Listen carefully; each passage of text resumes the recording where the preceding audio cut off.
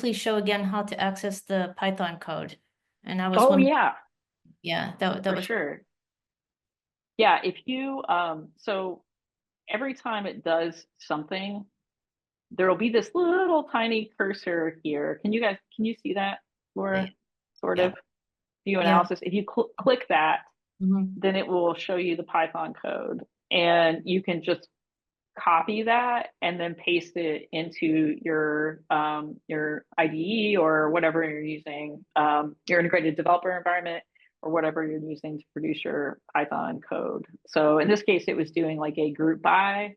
So it has, it's actually, sometimes it will be piecemeal, right? Like it'll be like, okay, I did this and here's the little piece of code. Okay, now I did this and here's the little piece of code. You can either copy and paste them like that, or you can tell it like, hey, compile all the Python code you've put into one piece and let me access that. And then either inline in the chat or in a window, it will put all that Python code together. And then you can copy and paste it into your own development environment.